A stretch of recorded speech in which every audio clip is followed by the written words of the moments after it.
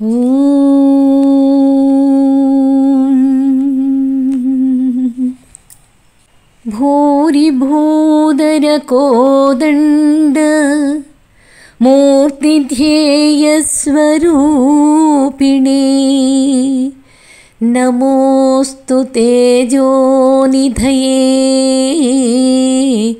రామాయాపన్నివారణే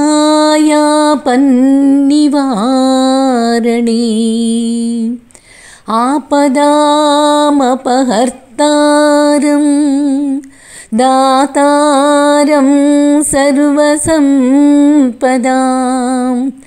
లోకాభిరామం శ్రీరామం భూయో భూయో నమామ్యహం భూయో భూయో నమామ్యహం. ఇక యుద్ధకాండ మొదలైంది. హనుమంతుడు సాధించినటువంటి అసాధారణ విజయానికి రాముడు పరమానందభరితుడై అతన్ని చాలా ప్రస్తుతించాడు. గరుత్మంతుడు తప్ప వేరెవ్వరూ చెయ్యలేని పని చేశావు హనుమా. నిజానికి సేవకులు అనేవాళ్ళు 3 రకాలుగా ఉంటారు. యజమాని తనకు అప్పగించిన కర్తవ్యం కంటే ఎక్కువగా సాధించేవాడు సేవకులందరిలో కూడా ఉత్తముడు.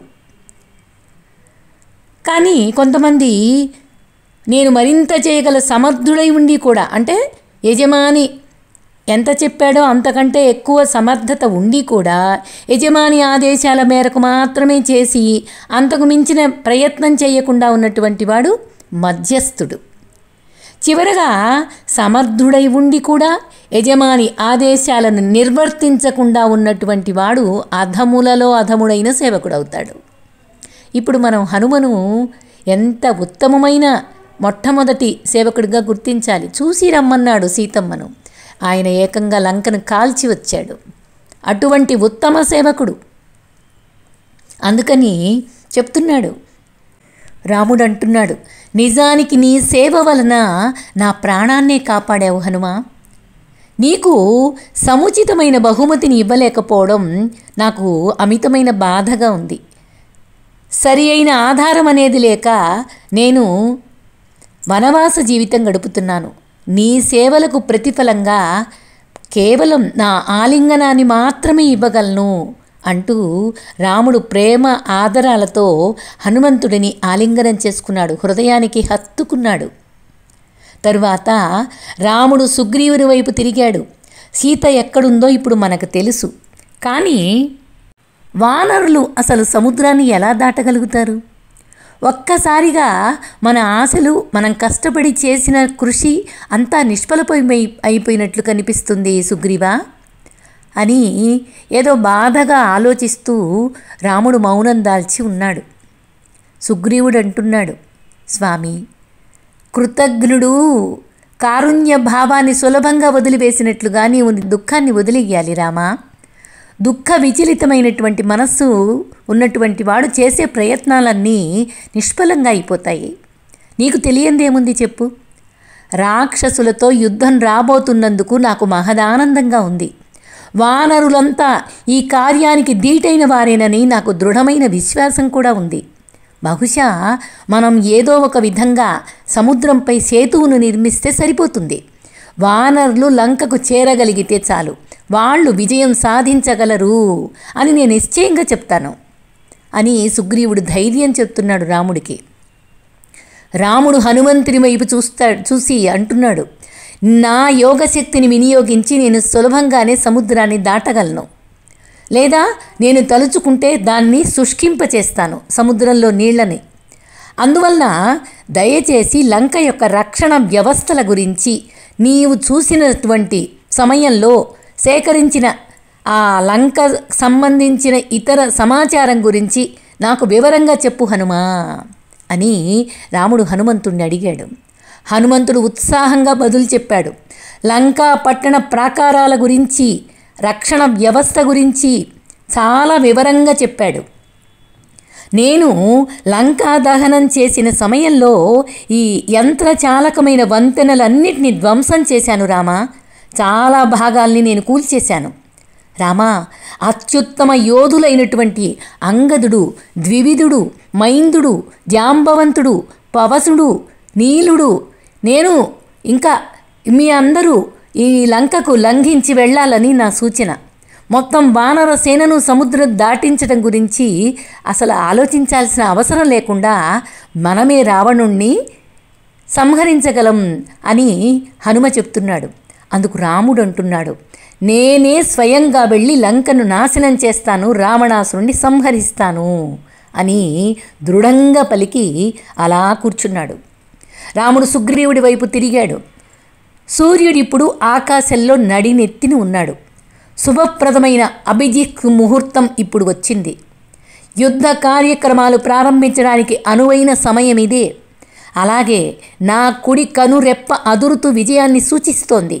అందువల్ల శీఘ్రమే వానరులను సమావేశపరిస్తే తక్షణమే లంకకు మన జైత్రయాత్ర ప్రారంభిద్దాం అని నిర్ణయం చేశాడు.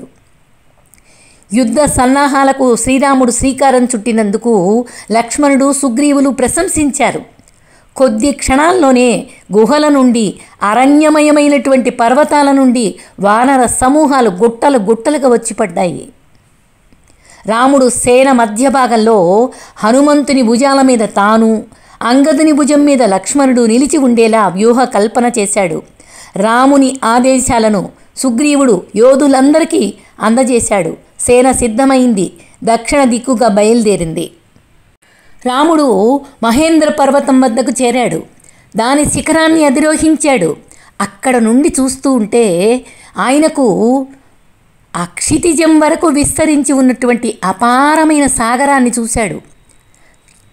తిరిగి కింద ఉన్న వానరులను చేరుకున్నాడు.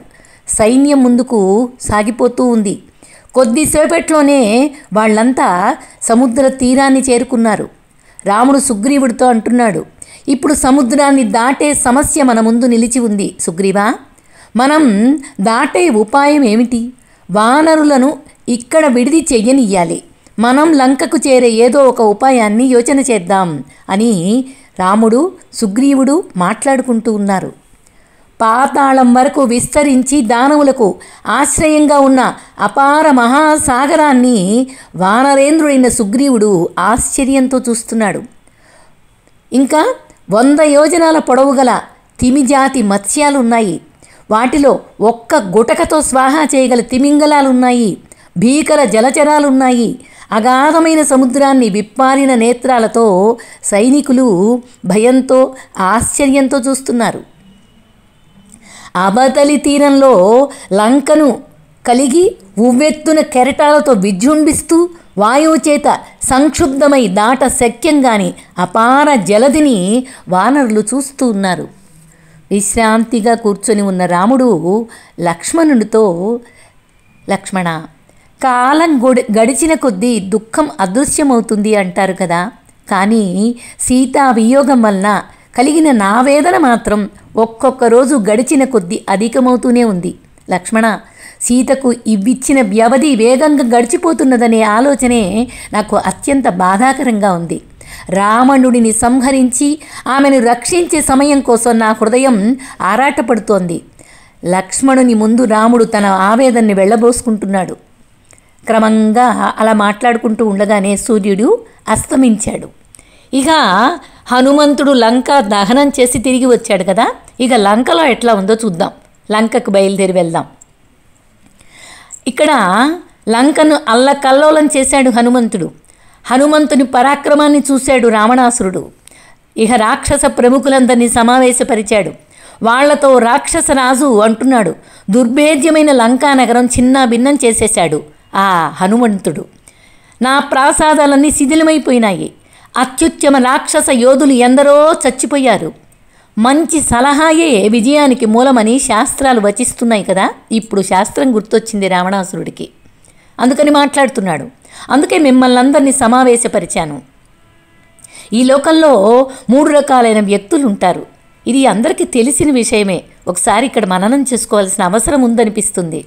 ఒక నిర్ణయం తీసుకునే ముందు వివేకవంతుడైనటువంటి వ్యక్తి ఎలా ఆలోచిస్తాడంటే పెద్దల యొక్క మిత్రుల యొక్క సలహా తీసుకుంటాడు. ఆ సలహా ధర్మమైన సలహా తీసుకొని దైవం మీద ఆధారపడుతూ వారి సలహా పాటిస్తూ తన పూర్తి సామర్థ్యం మేరకు కృషి చేస్తాడు. మరి మధ్యముడైన వాడు వ్యక్తి ఏం చేస్తాడంటే ఒక విషయాన్ని గురించి తనకు తానే ఆలోచించుకుంటాడు. తన సొంత అవగాహన ప్రకారం అన్ని విషయాలు పరిశీలించి అందుకు అనుగుణంగా వ్యవహారం చేస్తాడు. ఇక దేవుని మీద విశ్వాసం అనేది పూర్తిగా వదిలిపెడతాడు. తన అహంకారము, తన ఆలోచన, తన సొంత అవగాహన ఈ మూడు మాత్రమే పెట్టుకుంటాడు. కర్తవ్య భావన అనేది లేకుండా తమకు ఎలా తోస్తే ఆ విధంగా కార్యకలాపాలను నిర్వహిస్తాడు. వీళ్ళు ఇక అత్యంత అధములైపోతారు. వీళ్ళు దేవుడి మీద విశ్వాసము ఉండదు, వీళ్ళ మీద వీళ్ళకి కర్తవ్య భావన ఉండదు. ఎలా తోస్తే అలా చేసేస్తారు. ఇలాంటి వాళ్ళు అధముల కిందకు వస్తారు. అలాంటి వాళ్ళు ఏది శ్రేయస్కరమో ఏది హానికరమో నిశ్చయించుకోలేరు. ఏది ఏమైనా ఇది చేసేస్తా అది చేసేస్తా అంటూ గుడ్డిగా ముందుకెళ్ళిపోతారు. అదేవిధంగా సలహా కూడా 3 రకాలుగా ఇస్తూ ఉంటారు. ముగ్గురు గురించి ఇక్కడ చెప్పుకోవచ్చు. సమస్యను విషయాత్మకంగా అధ్యయనం చేస్తారు. అసలు మూల సమస్య ఎక్కడ ఉంది అని ఆలోచిస్తారు. ధర్మసూత్రాలకు అనుగుణంగా ఇవ్వబడేది మంచి సలహా. సమస్యను వేడిగా చర్చించిన తర్వాత ధర్మసూత్రాల కంటే స్వప్రయోజనానికి పెద్దపీట వేస్తూ ఇవ్వబడే సలహా ఏంటంటే మధ్య రకమైన సలహా. ఇక అంతిమ పరిణామాల గురించి సరిగ్గా పట్టించుకోకుండా కపటమైన అహంభావంతో ముఖస్థుతి కోసం ఇచ్చేది చెడు సలహా. ఇట్లా 3 రకాలైన సలహా చెప్పేవాళ్ళు కూడా ఉంటారు. నిర్ణయాలు తీసుకునేటప్పుడు 3 రకాలు చెప్పుకున్నాం. అలాగే సలహా చెప్పేవాళ్ళు కూడా ఇలా 3 రకాలుగా ఉంటారు. రావణాసురుడికి ఇలాంటి వాళ్ళే ఎదురవుతున్నారు. రాముడు అతి త్వరలోనే లంక మీద దాడి చేయడానికి వానర సైన్యంతో వస్తాడని నేను గట్టిగా నమ్ముతున్నాను. ఆయన పరాక్రమం జనస్థానంలో చూపించాడు. అందువల్ల ఏమంత కష్టం లేకుండానే సముద్రాన్ని దాటి వస్తాడు. ఇందులో సందేహమేమక్కర్లేదు. ఓ ప్రియమైన రాక్షసులారా, మీరంతా ఎంతో ప్రజ్ఞావంతులు.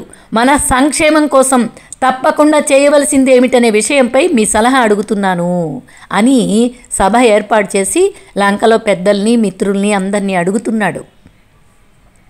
చూడండి, సీతమ్మను తెచ్చేటప్పుడు ఏ సలహా లేదు, ఎవరినీ అడగలేదు. తన మోసగ్రస్తుడై తన స్వంత కోరికల కోసం తెచ్చుకున్నాడు. మాయ చేసేటప్పుడు లేదు. ఎవ్వరినీ ఏ సలహా అడగకుండానే తన నిర్ణయం తాను తీసుకున్నాడు. లంక దహనమైపోయింది. తన కుమారులతో సహా చనిపోయారు. ఇప్పుడు సలహా కావాల్సి వచ్చింది.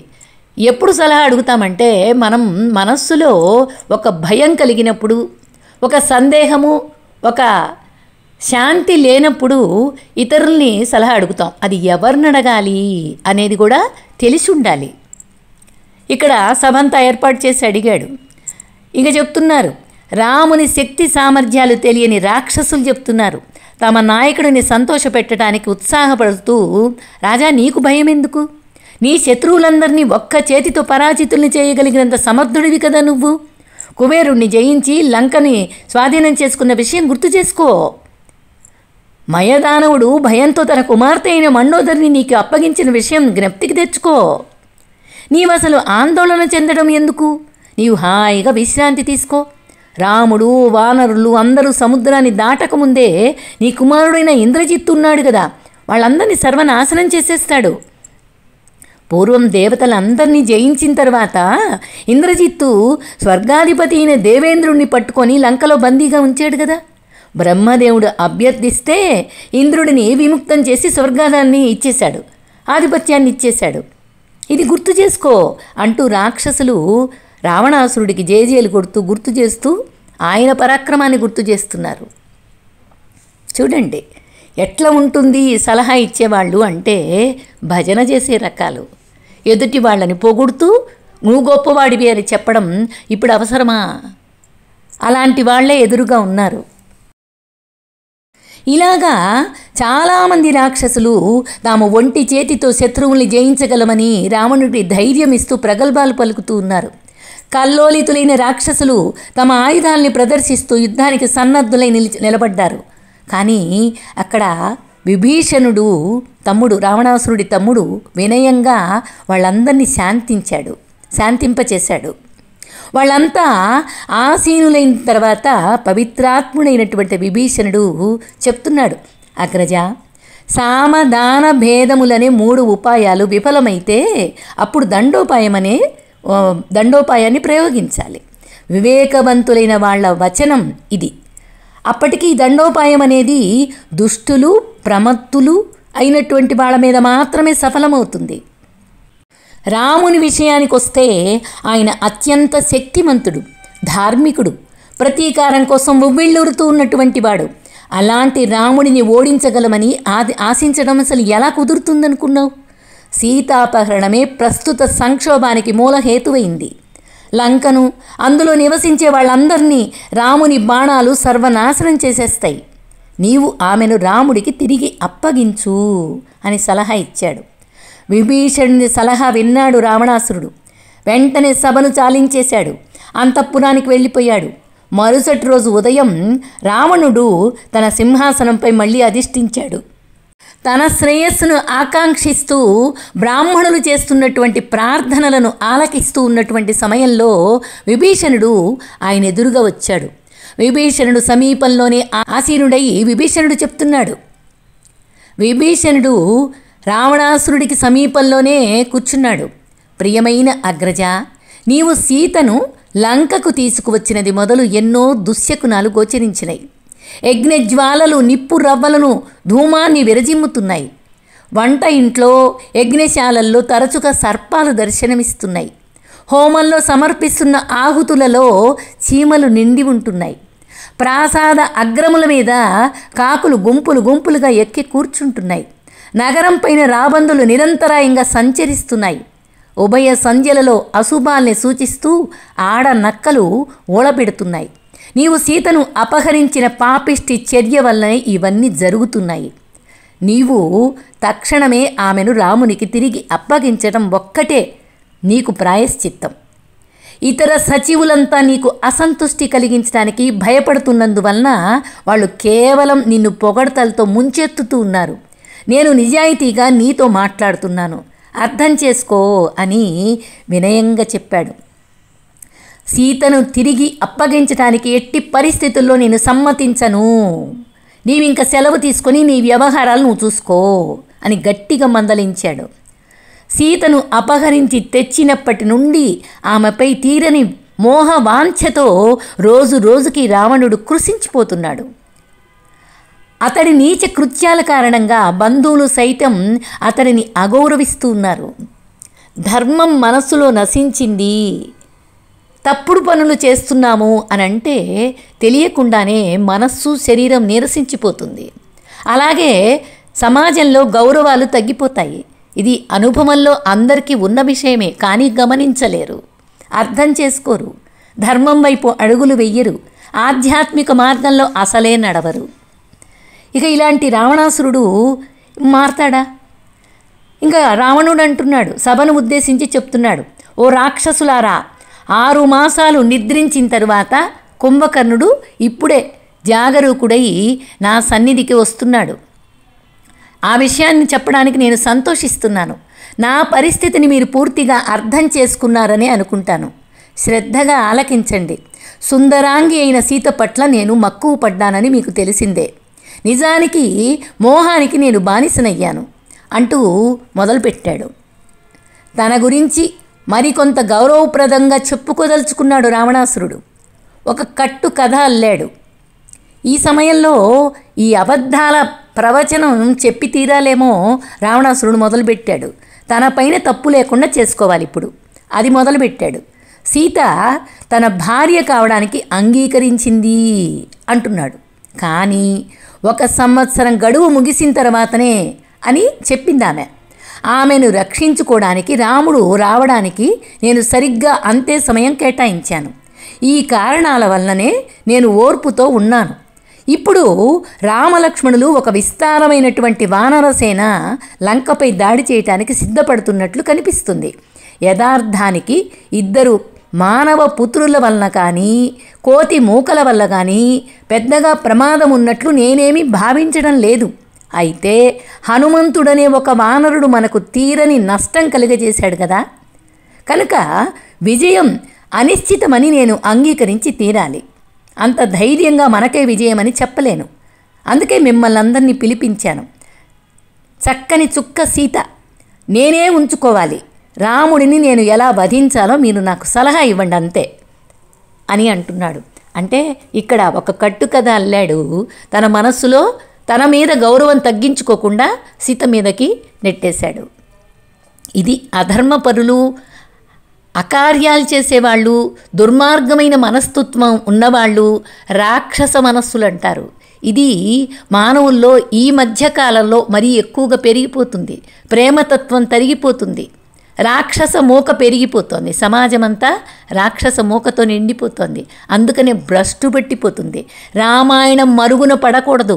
రామాయణం ఎప్పుడూ కూడా రామాయణం ఉన్నంత వరకు సమాజం శ్రేయస్సుతో నిండి ఉంటుంది. అందుకే రామాయణాన్ని వినాలి. ప్రతి వంశంలో ప్రతి జనరేషన్కి అందిస్తూ వెళ్ళగలగాలి. ఇది తల్లిదండ్రులు గురువులు చేయవలసినటువంటి కార్యం. వెంటనే కుంభకర్ణుడు లేచాడు. బదులు చెప్తున్నాడు. ఓ మూర్ఖరాజా, నీవు ముందు వెనుకలు చూడకుండా చిత్తానుసారం వ్యవహరించడానికి బదులు ఆనాడు సీతను అపహరించడానికి పథకం వేసినప్పుడు మమ్మల్ని అందరినీ ఏమైనా సంప్రదించావా? అప్పుడు సంప్రదించి ఉండాల్సింది కదా. తరువాత పశ్చాత్తాపపడాల్సిన అవసరం రాకుండా అది నిన్ను కాపాడి ఉంచేది కదా. సరే పోనీ, తెచ్చేశావు. అయితేనేమి, నీ దోషానికి ప్రతిగా నేను రామలక్ష్మణుల్ని సంహరించేస్తాను, వానరులందరినీ మింగేస్తాను.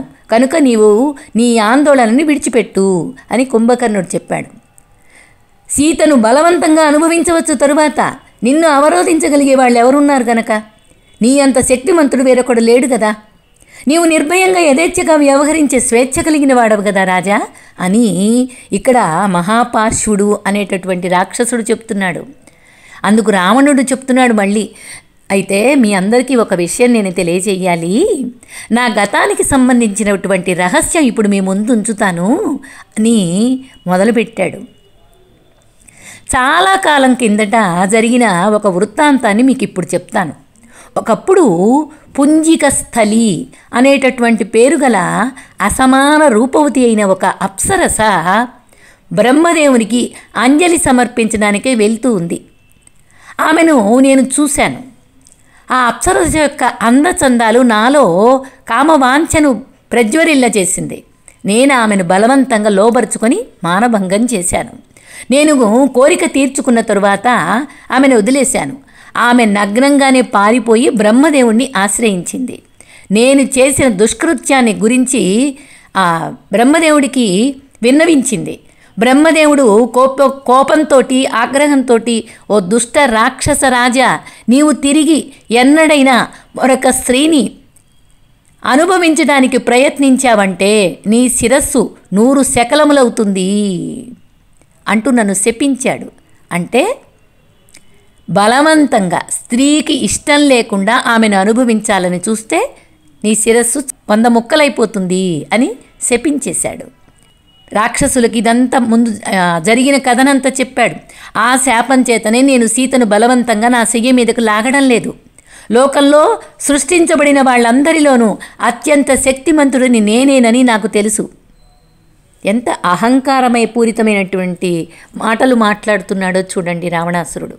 ఇదే మానవుల్లో ఎక్కువగా పెరిగిపోతున్నటువంటి ఇప్పుడున్నటువంటి సమాజంలో ఎప్పుడు ఎవరికి వాళ్ళు పొగుడుకోవటం, మాట్లాడుకోవటం, వాళ్ళని గురించి చెప్పుకోవడం, ఆత్మాభిమానం ఉండడం మంచి విషయమే. కానీ ఇది గొప్పలు చెప్పుకోవడం, లేని విషయాన్ని ఉన్నతంగా మాట్లాడుకోవటం, అది తన గురించి తానే చెప్పుకోవడం ఇంకా మూర్ఖత్వం అనిపించుకుంటుంది. ఇది రావణాసురుడు చేస్తున్నాడు. నేను శక్తిమంతుడని నాకు తెలుసు. రాముడంటే నాకేం భయం లేదు. రాముడికి నా పరాక్రమం గురించి తెలియదు. అందువలన అతడు నా మీద దాడి చేస్తున్నాడు. కనుక అతని అంతు తేలుస్తాను అని అంటున్నాడు. అప్పుడు మళ్ళీ విభీషణుడు అందుకున్నాడు. ప్రియమైన రావణ, సీత నీవు నీ కంఠం చుట్టూ ఇష్టపూర్వకంగా ధరించిన విషసర్పం వంటిదని నీకు అర్థం కావడం లేదా? లంక యొక్క వినాశనానికి, సకల రాక్షసుల సంహారానికి హేతువుగా సీత పరిణమించకముందే నీ సద్బుద్ధిని వినియోగించుకో. ఆమెను రాముడికి తీసుకెళ్లి తిరిగి అప్పగించు.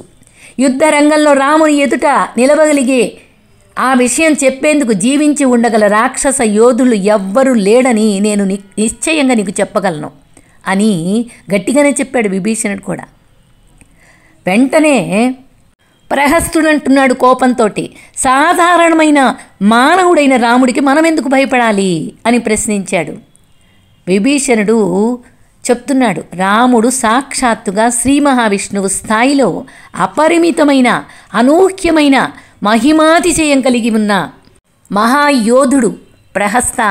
అందువలన మీ రాజుగారు రాముడితో పోరాడకుండా నీవు నచ్చజెబితే అప్పుడు రాజుగారికి గొప్ప సేవ చేసిన వాడివైతావు.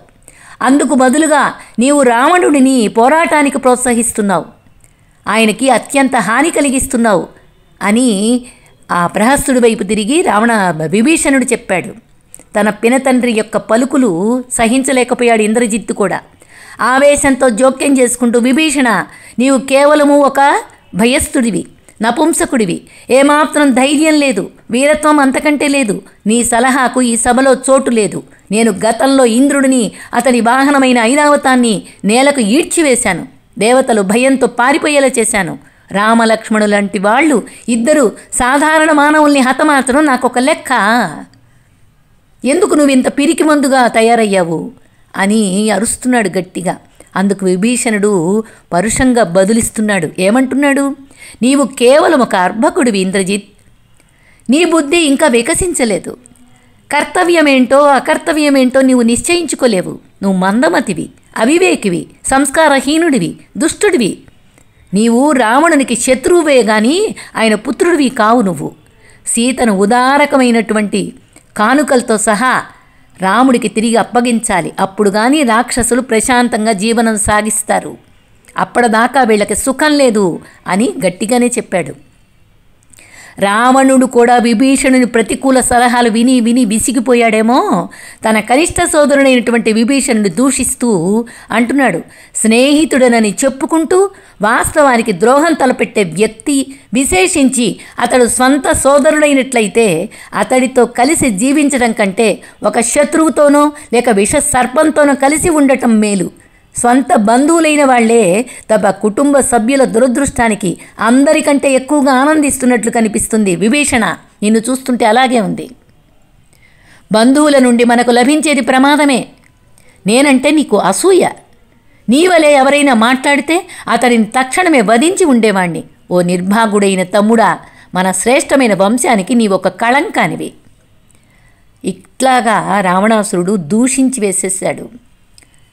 నలుగురు అనుచరులతో రావణాసురుని మాటలకు కోపం వచ్చిన విభీషణుడు వెంటనే లేచాడు.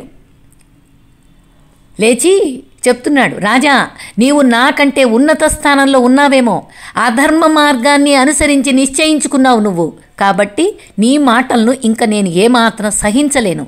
తీయని పలుకులు పలికే భజన పరులు సులభంగానే లభిస్తారు. కానీ సత్యమైనా సరే, కటువుగా ఉన్నప్పటికైనా సరే, వాస్తవానికి ఒకరిని శ్రేయస్సును దృష్టిలో ఉంచుకొని మాట్లాడేవాళ్ళు మాత్రం చాలా అరుదుగా ఉంటారు. రావణ, నీకు రాముని చేతులలో మృత్యువు కలగకుండా రక్షించే ఆశతో మాత్రమే నేను నీకు ఈ సలహా ఇచ్చాను. కానీ నీవు నా సలహాను తిరస్కరించావు. ఆ స్వేచ్ఛ నీకుంది. అందువల్లే సోదరా, నీకు మంచి జరగాలని అభిలషిస్తున్నాను. నేను మాత్రం ఇక్కడ నీతో ఉండను అని చెప్పేసి తన అనుచరులతో పాటు బయలుదేరి 1 గంటలో రాముని శిబిరానికి చేరుకున్నాడు. మెరుపుల కాంతిలో ప్రకాశిస్తున్న మేరు పర్వత శిఖరంలాగా ఆకాశంలో నిలిచి ఉన్న విభీషణుణ్ణి వానరులు చూశారు. జై శ్రీరామ్.